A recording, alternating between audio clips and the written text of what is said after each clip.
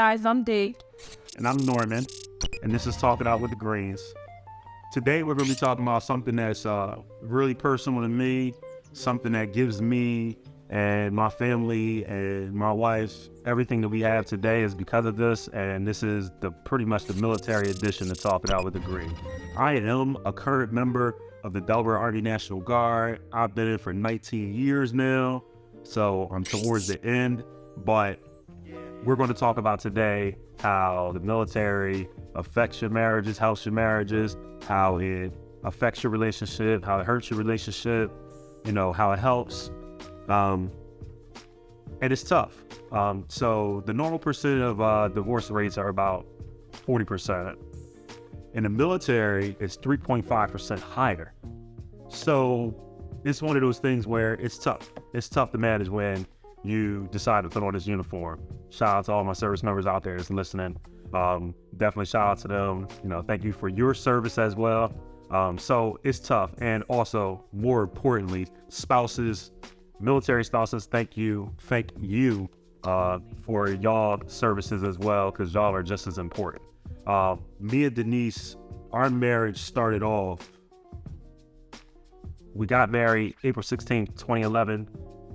May 29th, 2011, I was going to Afghanistan. So our first year of marriage was me being in Afghanistan. Literally the entire year. We celebrated our anniversary, so forth and so forth. But with that being said, how is it in general you be a military spouse? Wow. So at first, I hated it because we got married, we got engaged Christmas, literally got married. A month later, you were born. I was raising a 6-month-old, 2-year-old, and an 8-year-old by myself. So I hated it. And I was like, this is some BS. Like, what did I sign up for? As time goes on, I'm learning to appreciate some of the benefits and the factors that come with being a military spouse. But like I said, you said maturity. Sure. Like I said, in the beginning, I hated it, but as time goes on, it's like, you learn to balance some things. And I think with us, we learned how to balance. Like when he has to go away and the kids have games and practice and, all these different things going on, I hate it. I'm like, we got all this house stuff, family stuff. Like, there you go, put on your suit, you're going to go. What are you guys doing? Nothing. But you have to go, your weekend. You can't exactly say nothing because we're doing something, because you're wasting people's tax dollars. So they're doing something, just not home things that need to be done when only one parent is home trying to do everything for everybody. Is that better? I like that better. Okay. So those are the times when I hate it, but then you learn to appreciate the benefits of it. Like for instance, are the VA loans and they help you with school and, just all these different fundings that you can get for different things that you may need. So when it comes to that, I appreciate it. And that's when you okay, you got to take the good with the bad. So, that's how I feel about it now. It doesn't bother me per se. Our kids are older now and it's not as hard and stressful as it was in the beginning. So. Okay. I respect that. I do. I really respect that. I think it sucks for you sometimes. May I add, still working. So. Yeah, I think it sucks for you sometimes. I really do. I'm going to say this. From my perspective, in a way, I kind of look at it as I was in the military when I met you. Right.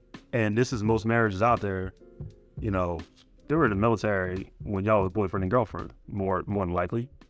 Some situations maybe not. Y'all as spouses, and I'm talking about men and women, y'all as spouses should have decided, is this the life for me?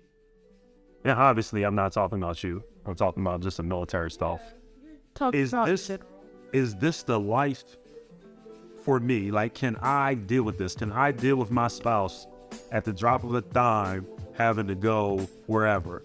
Can I deal with my spouse in our timeline, having to go to somebody's war? So, with that being said, you know, you think about those things, but when I was thinking about those things, I didn't have 3 kids, you know, when we got together.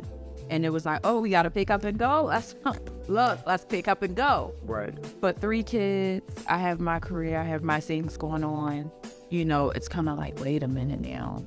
You know, you don't think it all the way through. You don't, when you're thinking about it, you know, if you don't already have that family dynamic, that family setup of everything that's going on or that could possibly go on, you're not thinking that far ahead. Right. You're like, oh, I could deal with it. We can just, you know, get our stuff and go.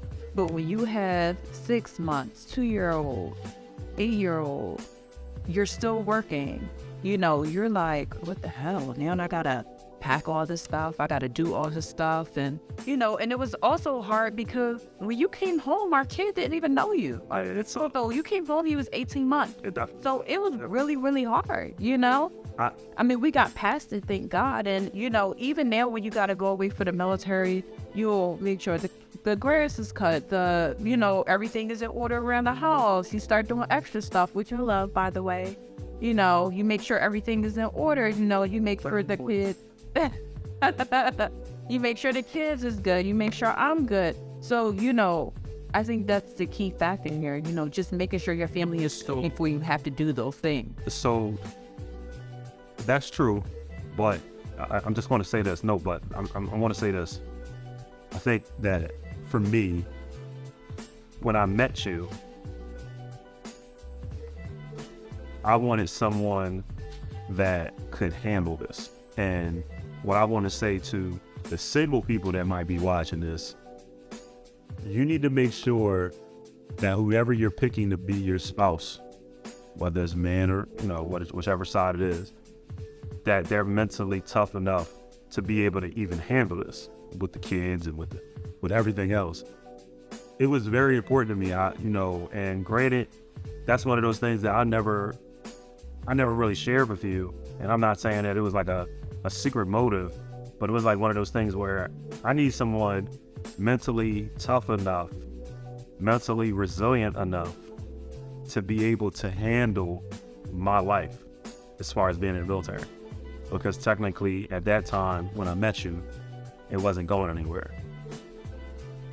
One thing that a lot of people don't know about me and my military career is that when I met Denise, I only had about a year and a half left on my first contract.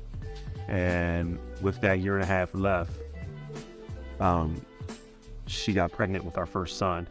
When she got pregnant with our first son, my whole thing was, I'm done, because I'm not going to nobody's war with having a child at home. That's crazy to me.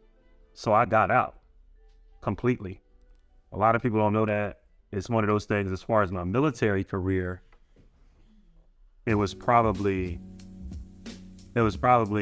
not a good idea, but as far as my home life, it probably in a way saved my relationship at that time. I'm saying relationship because we were not married yet. So it probably at that time that let my life know, hey, he's willing to sacrifice what he loves. And granted, obviously, I just said I've been in 19 years, so I got back at it after some time. But it's a sacrifice for sure. And the biggest sacrifice, I think where people get misconstrued is that as the soldier, we're making the sacrifice. But as the spouse, they're making the sacrifice more mentally than, my gosh, than anything, especially when it comes to deployments. Yeah. So when you got deployed to Afghanistan and you came back, it was like a readiness group. They had all of the spouses come down, which I thought was really, really nice, really, really dope. And some spouses, they weren't there.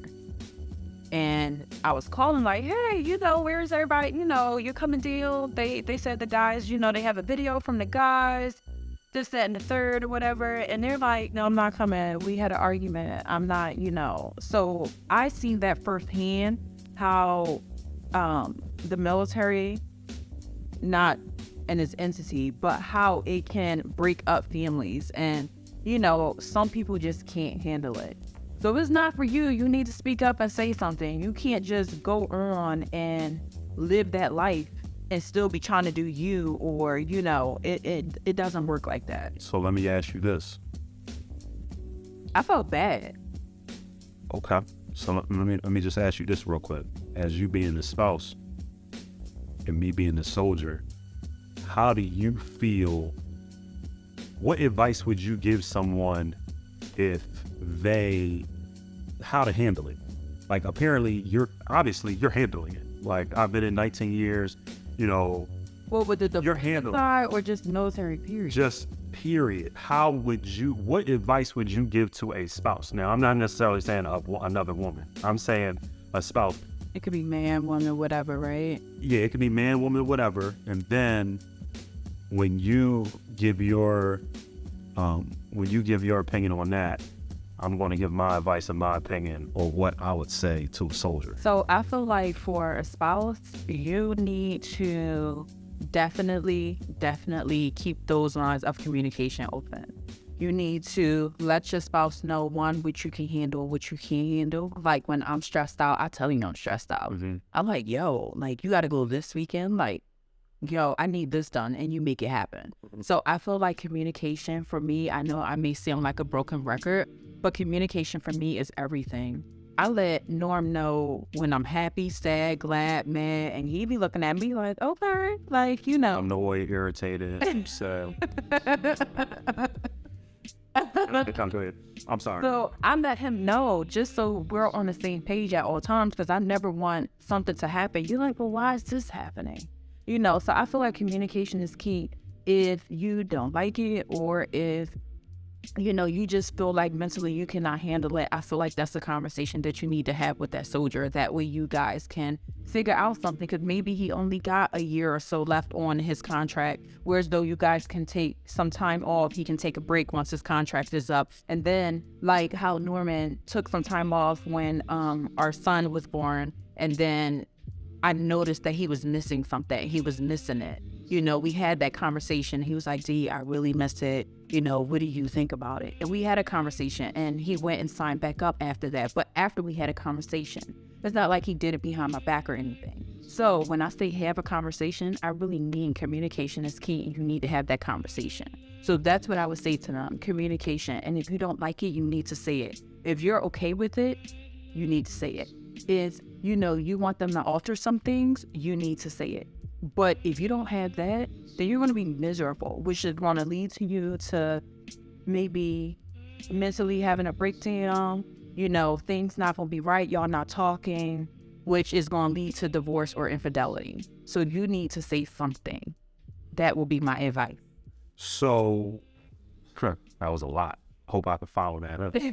Now, so my advice to a soldier, first and foremost, I said it earlier, you need to make sure that that spouse can handle this life, because this is different. This is not your normal 9 to 5. This is your 24/7. We're sitting here talking, and we're filming this episode, and I could get called right now and have to get up and put my uniform on and go to work. Like, that's how that works. So this isn't like a situation where this is something that I would say, look, you need to make sure that this person that you're with can handle this lifestyle. Why? Why do I tell them that? Because if we're deployed and we're in the middle of Afghanistan, Iraq, or wherever we're at, you have to be focused on what's going on with the task at hand. You can't be focused on what's going on at home, because it'll drive you crazy. Can I interject? I just want to touch on a point of what you're saying. I ain't interjecting. Nah, go ahead. I'll play it. Go ahead. Also, with he's seeing now, like, they have to be focused on what's going on there, which I agree with that. But you want to make sure that you can handle it, and also let them know that you can handle it and appreciate it. I used to send him things. He would Skype me. Yeah, Skype. He would Skype me. You showing her here. He would Skype me all the time when he got time, and me and the kids would send him packages or whatever. And I knew he appreciated them because he would call me and be like, yo, I got the package, da-da-da-da-da. So it's a good thing. So that's just show your appreciation. Make sure, But go ahead. since you want to show our age, make sure you explain just slightly to the younger people, since you said it, what Skype is, because they might not know. So Skype is like FaceTime, only you're using the computer. So Yeah, so before there was FaceTime, before there was Duo, we had this thing called Skype, and that's all we had. And, it was all digitized and everything. Yeah. But whatever. But go ahead. Continuing. So you want to focus on what's going on over there and not have to focus about your family at home. You don't want to have to think about that. You want to make sure that your family is good, because the spouse that you have back at home, you trust them with everything, with the finances, with not sneaking around doing you trust them with, you don't have any infidelity issues, you trust them. So you want to make sure that that person has to be strong-minded, strong-willed, and able to do a little bit of everything. And you also must understand, as the military member, you must understand that at that moment that you leave your spouse has now became a single mom or a single dad, whatever situation might be. That's what they are now, because you're not there. You might be there over the phone. You might be there, you might be there, but you're not physically there, and you have to respect that part. This is something that I'm saying out of experience by me not doing it. This is something that I didn't understand. It's like, yeah, I'm in the house. Like, I'm there. Like, I'm not there right now, but yeah, I'm in the house. You must understand that if you're not there, that's what your spouse is at that point. So every chance that you get, thank them for it. Praise them for it. I'm not saying like kiss their ass or nothing, but what I am saying is show your appreciation just like they show their appreciation for doing it, because they don't have to. The next dude will come across, and now I'm speaking to the fellas, the next dude will come across and take your wife if you're not showing that appreciation. And that's fact.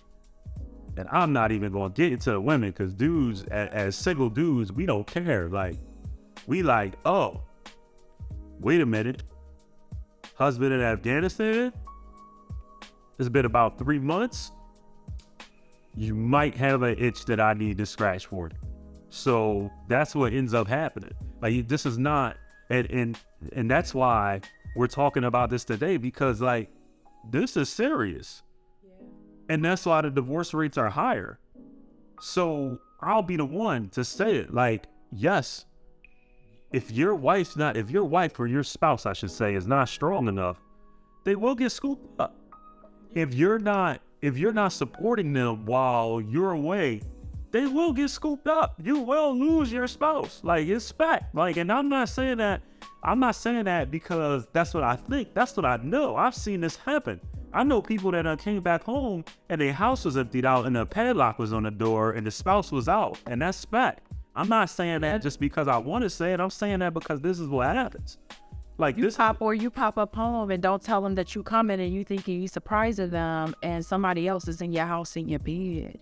Or how about you away in Afghanistan, or you away in Iraq, or you away wherever, and you check your bank account and there ain't no money in it. Like, I mean, like, who wants, and I'm talking as the soldier, like, you need to make sure that that person can handle that. Not everybody is built for this life. Not everybody's built for it. Thank God that I met someone that is built for it. I mean, and thank God that I had a situation where, even though I know for a fact that she didn't like it, she stuck with me by it. So that's why I started off by saying, I appreciate you, because I couldn't do it without you. Like, I couldn't. It'd be damn near impossible. I couldn't imagine. I just couldn't imagine. I hear these horror stories. I see these horror stories, and it's just like, the same we thought. It's just like, I mean, I can go. Like, yeah, I can go on and on and on and on. And then how about how you can have a spouse that hurts your military career? Yikes. Like, this happens. Like, this really happens. Like, and it's just like, one thing a lot of people don't know about the military, if you get to a domestic dispute within your marriage and the cops is called, if he or she puts a restraining order on you in any reason, that pretty much destroys your military career. What happens? What does that mean? You can't carry a weapon. You are barred from reenlistment for the most part, usually. And also, you can't get promoted. So now, your spouse has pretty much ruined your military career for a certain amount of time. Now, I have seen people go through it and bounce back. I have seen that happen. But your spouse can ruin your military career as well. Back to what I was saying. You have to make sure that person is built for that.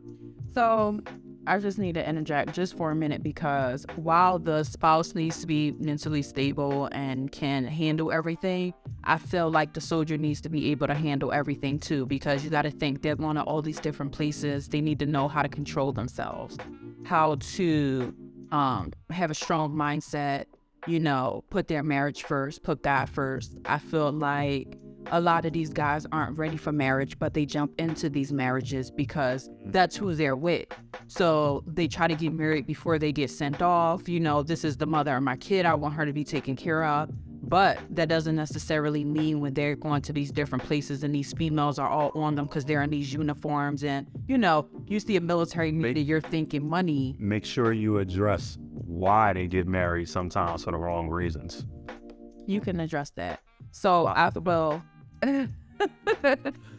feel like sometimes they're not mature enough themselves. So I feel like as a military man, you need to be mature. You need to, if you're going to take that next step and marry somebody before you go, you need to be mature enough and mentally ready. Oh, I'm married, I'm going to be away for a year. My marriage is my focus along with my mission that's here. Making sure my family is good at home, making sure that I'm focused with this mission that I'm about to go out on. Like, you still have to be focused. But you can't be going to these different cities, states, countries, whatever, and think that you can just do whatever. Because I've heard some stories, and they didn't come from you necessarily, but they came from some of the other military spouses that heard things that their husbands and spouses was doing over there when they get deployed. And that's just period. This is not just Afghanistan. This is Iraq and all these different places or whatever. They can't keep them, hands and things to themselves, for better words. So, do you think that it's a difference as far as a military spouse being a man and a military spouse being a woman? Nope. I don't feel like it's no different. And I feel like both of them, both parties need to have the same boundaries across the board. Okay, what do you think? Do you think that things happen more frequently with the males or with the women? I don't know, because I'm not in the military, but speaking as a woman, I feel like that it may happen more frequently. Just speaking as a woman, not being a military woman. So I don't really know. I can't speak for that. But based on stories that I've heard, it's been both sides of what's going on when you guys go away. If they, not being you, but when military folk go away and do these things, like you got your family at home, but you're still doing you in these different places. And that just means you're not mentally ready. So if you're not mentally ready, then you need not get married. That is called sexist, but we're going to continue on. That's sexist. How is that sexist? Not that bold. We already talked about spouses. I'm just saying. I was seeing on the flip side, the military member. I'm just saying. That's not sexist. Men, I get cheated on. Military husbands get cheated on too. Right. I said both. And I said one of the flip I'm just keeping you on point. No, you didn't lose me on point because I said that we had a conversation. We had a conversation first about the spouses, and we talked about infidelity and just having a strong mindset, knowing what you. I know what we talking about. Right, and then now I said, in turn, the military member need to be just as mentally strong. All right, I'm just making sure. Like they need to keep their hands and things to themselves. I'm just making sure. Focus on their family. I'm just making sure. And focus on the military. I'm just making sure that we have an equality in this podcast. It is equality. Oh, all right. I'm just making sure. It is equality. I have to enforce equality. You just asked me the difference between the females and the males is by. Have you talked to the military husband? I'm talking to one right now. I'm not a military husband. I'm a military member. Yes, I heard. Do they have any horror stories? Yes. All right. I'm just making sure. Just. I said female. You asked me. I know what I asked. Male or female, and I said I feel like both of them. It was neutral. It should be neutral across the board. All right. I'm just listen. You just listen. It's all about being. All about being what? It's just all about being mentally right and mentally stable for the situation at hand. So what if you're mentally unstable? Then you don't need to get married. You can't handle it. You don't need to get married. You don't need to marry that person or... See, I'm going to see what you just said. You said that person. You ain't say me. You ain't say what we said that person. Right, because I just said that it had to be neutral. You know what? I ain't doing this with you today. Oh, you going to do this with me today forever. Ain't that how Cardi B said? I know you're not quoting Cardi. So, I'm going to let Denise talk about this. It's kind of embarrassing for me, but it's kind of funny at the same time now, but it's a real thing. I'm just going to say it, and I'm going to let her go. Military spouse, which she is, how she handled her soldier when I came back from Afghanistan. Go! Stop. I don't like how you start that. So first of all, when Norm came back from Afghanistan, I stopped watching the news. The news would play all the time how members were coming back and they were shooting their spouses. I think somebody was locked up in the basement or something like that. It's just crazy stuff. So Hold up. I never shot at her and I never locked her in no basement. Continue. I don't know why you start off with that. That's crazy. Like, continue. I'm not watching the news for that very reason, okay? He comes home, everything is okay. You know, I'm just watching him because, I already have this in my brain from watching the news. This stigma that they all coming back kind of crazy. So I'm just like, what the hell? Like, we have kids in this house. So we go, one day we dropped the kids off. He had just got home. We're going to, I think we went to Willow Grove Mall. And we're walking across, they had like this little bridge thing. But they were doing like deliveries and they had the little truck with the little box on there. So the bridge started shaking. This guy was like, the bridge was gonna fall or blow up or something. I don't know what the hell was going on, but he scared the crap out of me. So just to touch on it, like I don't know what was going on. I've been on this bridge a million times. Like I think it was an escalator. I've been on there a million times. Like it's no big deal. Like what. And when it started shaking, I just had a reaction that I never felt before, and it was a little different. I didn't understand it. It scared the hell out of me. Like, she's saying it scared her, but like for me, like I was having a whole panic / anxiety attack, and that's something that I've never had before. Yeah, the way he grabbed me, I was like, wait a minute, and I'm like, you okay? I didn't want to panic so that he, wouldn't panic. So I didn't really understand it either, but I'll let you continue. So, anywho, I'm like, okay, we get through it, we get home. That night, he started acting a little weird because he washed the kids' clothes and he was like trying to put their stuff up. Now, He was gone a whole year. Things are totally different in the house. The whole flow of the house is different. He went to go put the kids' clothes away. Couldn't figure out who clothes go where. Snapped out. Slammed the dresser. It was like, what the hell? I can't figure out where they clothes go. Where do they clothes go? I'm like, oh, it's starting. Like, you know, I already got the number on my phone to call the people, 302. I don't know, like the vet place so they can come for veterans and getting them. So I'm like, babe, it's okay. I got this. I got you. This is where his clothes go. This is where his clothes go. And bam, we were done. Mm-hmm. That night, we were sleeping. He kept moving, fidgeting. I opened my eyes, I'm laying there, and I'm like, got my eyes squinting, like looking at him, like, what the hell are you doing? Mind you, in my head, it's like, something is about to happen. I've been watching the news. This is crazy. The news said she stopped watching. No, I did stop watching. This is when I stopped watching the news, because when you came... Nah, I understand. I don't even messing with you. And I'm like, what is going on right now? So I'm laying there, like, acting like my eyes closed on the cover. He gets up. He's walking around the house. I'm like looking in the hallway, making sure, you know, nothing's going on. He went in the kids' room. He comes back out. He's like standing in the hallway, like listening. And I'm like, what is going on? Mind you, when he was gone, I had a weapon on the side of my bed because the neighborhood that we lived in. So I'm like, okay, it's still there. And I'm like, okay, if I have to use this, then that's what it's going to be. All right.